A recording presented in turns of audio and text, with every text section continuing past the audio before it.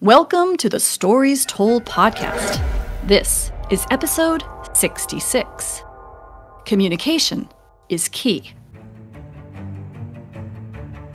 This is the Stories Told podcast. Two authors talking about stories in movies, TV, and of course, books. I'm Michael Grayford.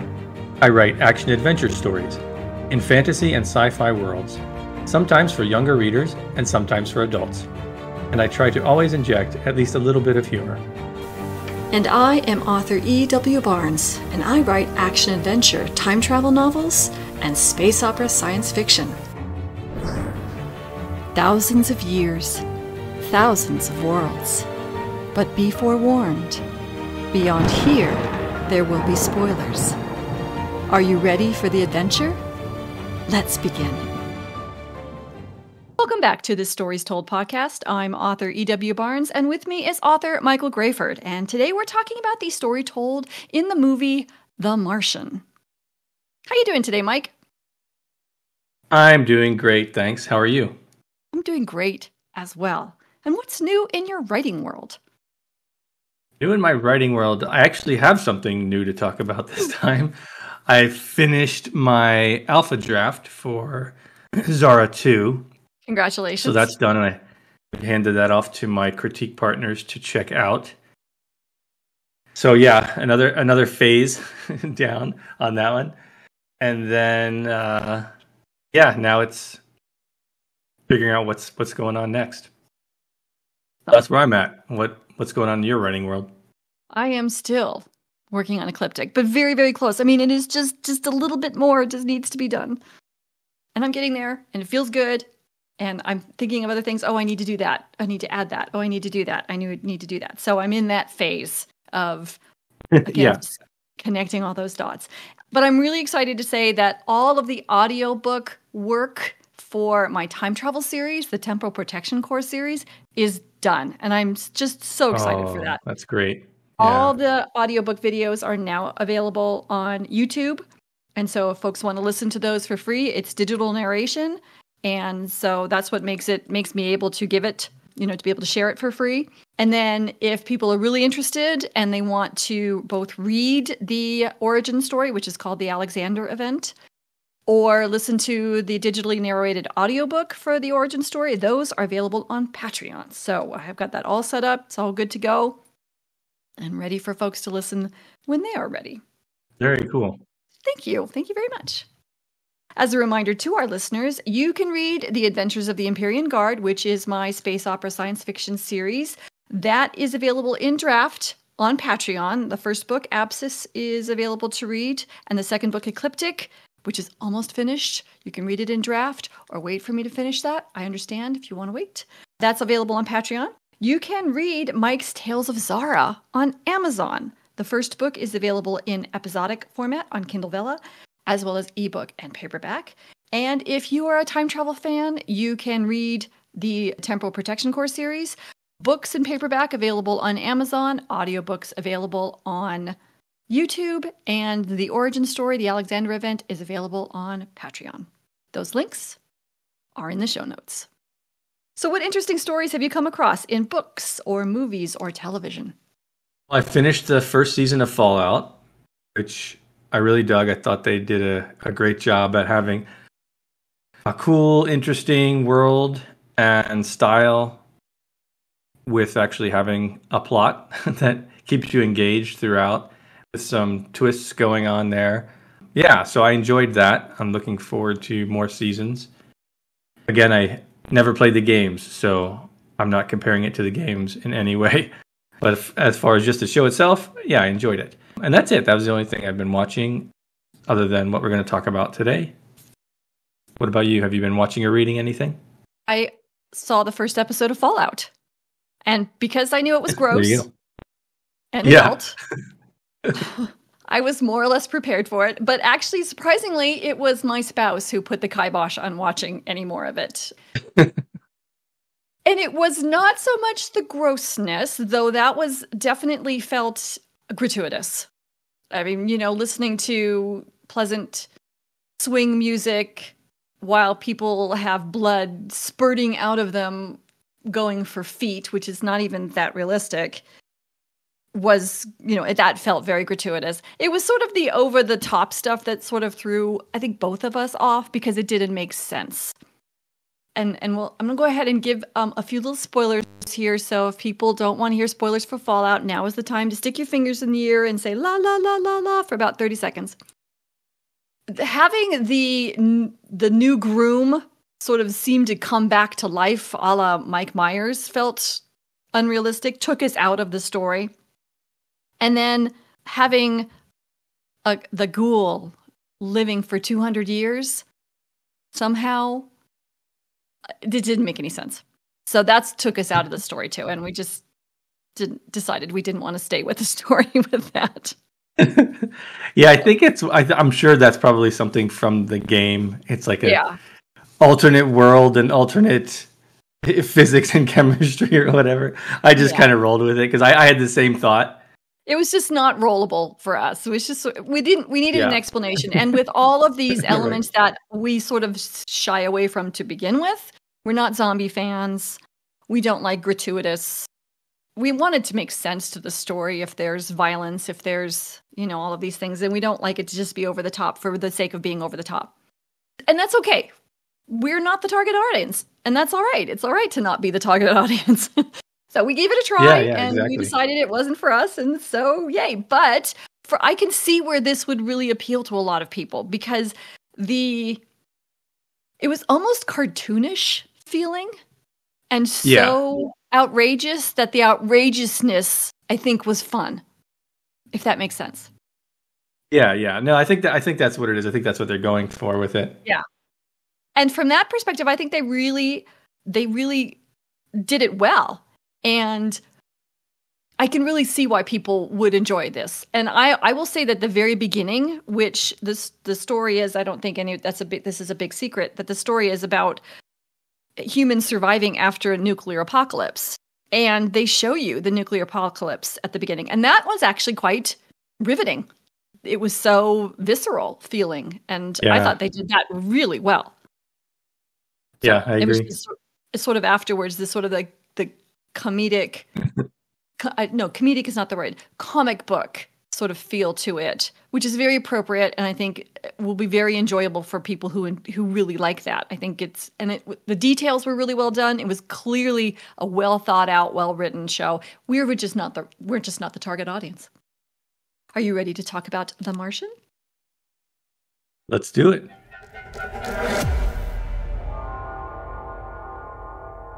Today we're talking about the story told in the film The Martian, and I am going to read the synopsis that you can find on Google when you type in The Martian. When astronauts blast off from the planet Mars, they leave behind Mark Watney, presumed dead after a fierce storm. With only a meager amount of supplies, the stranded visitor must utilize his wits and spirit to find a way to survive on the hostile planet. Meanwhile, back on Earth, members of NASA and a team of international scientists work tirelessly to bring him home, while his crewmates hatch their own plan for a daring rescue mission. So do you like this movie? Yeah, I did. I hadn't seen it since it first came out in the theater, so I wasn't sure if it would hold up for me. But yeah, I was very much still engaged throughout. I liked the way that the story unfolded. Thought it had lots of good humor mixed in. And it was interesting to see this after we just read and talked about Project Hail Mary, knowing that this was Andy Weir's first story that he wrote, and seeing a lot of the some similar parallels between the two. Like Project Hail Mary, this is very science-y. So I could see, for people who aren't interested in that, not being able to follow it as much. Not in terms of the science, but just, I could see their mind wandering as they kind of zone out if they're not into the science aspect of it. That said, for me, I thought it was integrated very well. I thought they didn't go overboard with it. I thought the drama and the tension was kept throughout. Like I said, I was engaged the whole time. So I thought it worked. And when I first saw it, obviously I hadn't read Project Mary or the book, so I didn't know what I was getting into. But I was surprised. I thought it worked really well. And even though there was a lot of science to it was very science fiction, they still managed to have a lot of emotion in it. And I felt a lot of the emotion rang true throughout the story. For example, when the potato crop gets destroyed, you can very much feel what that character must have been feeling at that moment. It all worked because it was as you would expect someone to be in that situation. Not only him, but the people at NASA and the people on the ship. So I think they played those characters really well. I think they're written very well. And I'm sure stuff was left out from the book, but what they chose worked. It made sense. However they trimmed it down, I thought it flowed very well. And I really liked how they had the cooperation with the Chinese to help resolve the situation. I mean, that's something that we see in real life. Scientists tend to be more cooperative worldwide than the politicians necessarily are in different countries. So I liked that was portrayed. We had more of that in real life, actually. And it's one of those stories like Castaway, where you imagine what it's like being in that position, but you really can't imagine what it's like being in that position. So to see it portrayed, I think, was great. And then there's a lot of fun stuff throughout. The reference to the space pirate, that was really fun. Of course, the crazy Iron Man maneuver at the end. And then the very end, that majestic moment of jubilation where they finally get him, you really feel that. I thought it was well done. I thought the story was well written, and it came to the screen very well. How about you? Did you like it? What were your thoughts? What did you like about it? Well, this is one of my favorite movies, and this is a movie I go back to all the time because I do enjoy it so very much. And it's funny that you bring up Castaway. It's not funny, actually. It's very logical that you bring up Castaway because that was a lot of people referenced Castaway when this movie first came out because it was sort of like, Castaway in space, Castaway on Mars. But I actually really did not like Castaway. And I think the reason I didn't like it is because it didn't do what The Martian does so well, which is connect with me as a consumer of the story. And the way that they connect with me is by Watney's narration of what he's doing. He's talking to us. He's actually, talking to his crewmates, because in one point, he says as he's trying to figure out how to communicate through Pathfinder's camera, I figured one of you guys had an ASCII table. He's talking to his crewmates as he's doing this survival. And I love that kind of connection. I didn't feel that in Castaway. I think they tried to do it with Wilson, but it didn't work for me. It worked for me with Watney looking at the camera, which we are essentially from the perspective of the camera, and talking to us about what he's going to do to save his own life. And to me, that makes a huge difference in how I engage with the story. Now, how does that play out for me as a writer? That's a good question. When we had Project Hail Mary, which was the book we just read, also by Andy Weir, we have another narrator who's essentially talking to us. And I think that's the piece I think that really works in both of these stories, is that the protagonist is pulling us in as their direct audience. And I think that makes a real difference in how you connect with the story and how you follow with the story. So that's something I really enjoy with the story. I agree. I really enjoy the hard science fiction of that story of The Martian, but it's not too hard. You can follow along. It's not hard to follow along. It's not hard to understand what it is that he's doing and the steps that he's taking. I also actually really appreciate in the movie how they make the journey for Pathfinder be a little bit of a reveal. You don't actually know what he's going to do.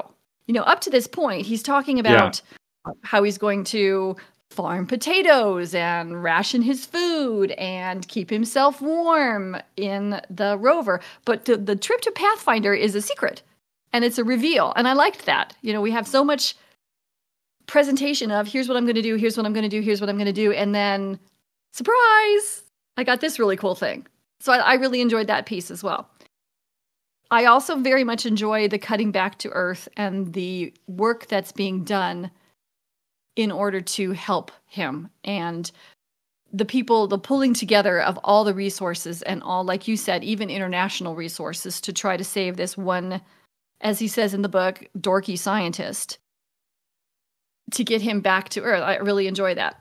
The other thing that I think is very, very good in the film, that's actually not in the book, so hopefully this is not a big spoiler for people who haven't read it, but we don't get to see him back on Earth in the book. And we got to see that here in the film. And that was something we actually talked about a little bit in Project Hail Mary, was the bringing that story back to Earth at the end, which we didn't get in Project Hail Mary, but you get it in this film. Him settled back in, all's well, happy ending. And I actually very much enjoy that addition that they put into the film that's not in the book. That's a very interesting note. It sounds like, for me, Andy Weir maybe doesn't do as much resolution to his stories as I would like in general. Because obviously we talked about that in Project Hail Mary, and if that had been missing here, I'm sure I would have felt the same way. Like, I wanted more after this. So yeah, I'm glad they put that into the movie. Yeah, they did. Yeah, it is different. And I agree. I think it really wraps it up beautifully. And the closing credits scenes where we see each one of these characters, sort of what happens to them afterwards, I think that was really well done. Yeah, I thought that too. Even just from not from a story perspective, but from sort of a technical film perspective, how they gave the credits and showed each character and who the actor was in their own scene next to them. I kind of wish more movies did that. Yeah. Rather than just a list of names. It's like, hey, here's who this person was. I really appreciated that, actually. Yeah. So, is there anything that you might have changed in this story as a writer? There's a couple things. Very tiny things. At the very beginning, watching it through this time, I felt like the sandstorm setup that kicks this whole thing into action sort of came from nowhere. It's like they're there, they're working. Hey, there's a sandstorm. We have no time to prepare for it. We can barely launch. It's like, it sounded like they would have had advance notification for this. So like, what took them so long to react to it? So I would have just liked to have seen a little bit more of, okay, this thing's coming. And then, despite their efforts, they underestimated the time that they had and got there a little bit sooner. And then it played out like it did. As it was just like, storm, surprise, disaster. It just felt very quick to me. Really small thing, doesn't really affect the movie all that much. I didn't even notice it the first time, so it was fine. The other thing I would have liked to have seen was to humanize this a little bit more. We have this guy who's there alone, and my thought was, other than these scientists, does this dude have any friends or family? And then we find out later that his parents are there. I would have loved to have seen reactions from his parents when they learned that he was dead on Mars, essentially. And then again, when there was a chance for him to like bring that emotional connection in. And then again, at the end, they're there and they're happy and he's having lunch with them or something, because they were just completely absent. And it seemed like that was a great opportunity to have some more emotion in the movie. Those are the two things that I thought of watching it through this time. Did you have anything that you would improve? Like you, very small things that I don't think really change the movie overall. I find the dialogue at the beginning when they're out getting soil samples to feel very stilted. And the purpose is to show the connection between these characters. They're a very tight-knit group. And you realize that as the movie moves forward, he's talking to them as part of his journals. They're willing to sacrifice 531 days of their lives to go back and get him. They're a tight-knit group. But that dialogue at the beginning felt very, very just sort of awkward and stilted. And I think I would have just spent some time polishing that up a little bit. But that's such a teeny small thing. And it's only after watching it a few times that I noticed that it sort of feels weird. And the other thing they're trying to establish with this dialogue is talks about how human communication is really important, right? He's saying that as Johansson cuts him off. And that's, of course, what keeps him going for the entire movie, is this human communication, this doing this conversations, connecting with Pathfinder. It's all about the human communication for him. And I think that that's what that scene is trying to do. But I think it could have been polished up just a little bit. Small, teeny little thing. Very teeny little thing. The only other thing that is sort of almost like a technical thing that goes to the heart of the story that doesn't make sense to me, but I'm not a NASA engineer, so maybe there's a reason for this, but I don't understand why when the cab airlock blew out, why there wasn't an airlock door that was incorporated into the hab on the other side. Because I think the airlock is an obvious point of failure from an engineering perspective. And when it failed, it took essentially the airlock, so airlock door to the outside and airlock door to the hab, and the whole thing moved as an entire single piece, as opposed to an airlock door that was integrated into the hab that wouldn't go. Does that make sense? Yeah, that does make sense. But maybe that's something having to do with atmospheric pressure physics that I don't understand, which is entirely possible. And again, that's after watching it I don't know how many times.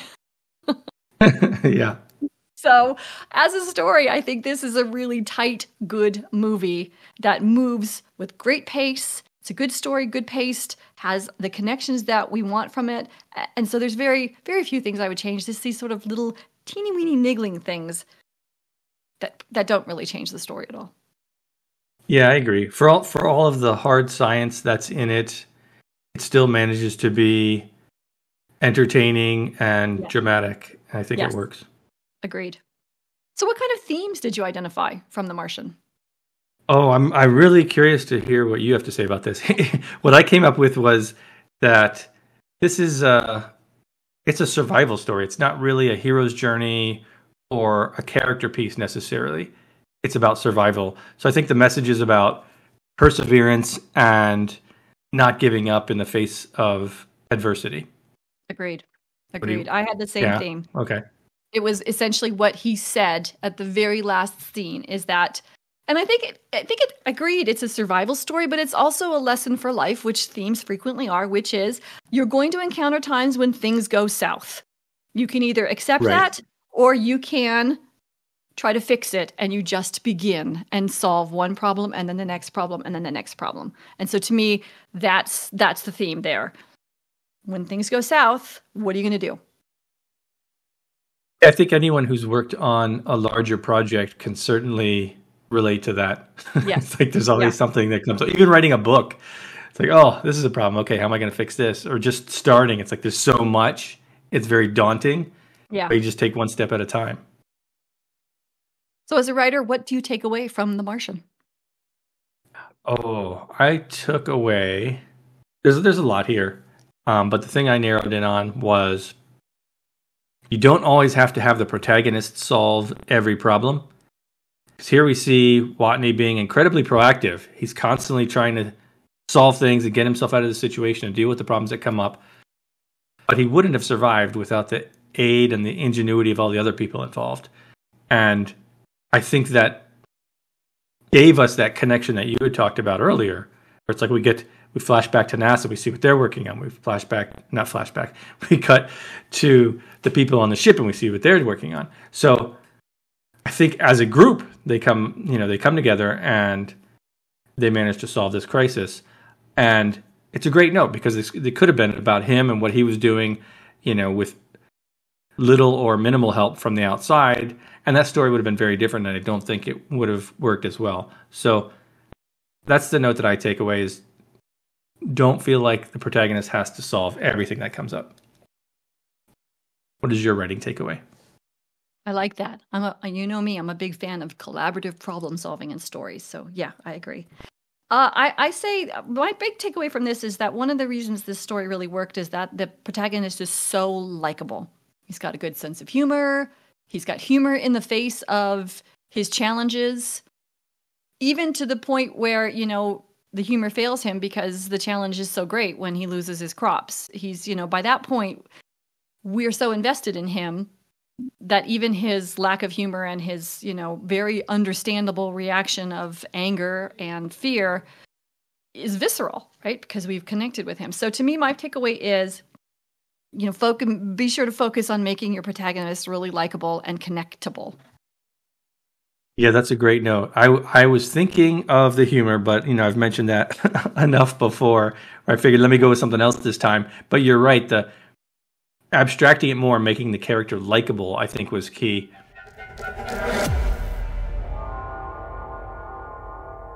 Thank you for joining us as we talked about the story told in the movie The Martian. A big thank you to our Patreon supporters and all our subscribers. We're so grateful for your support and your encouragement.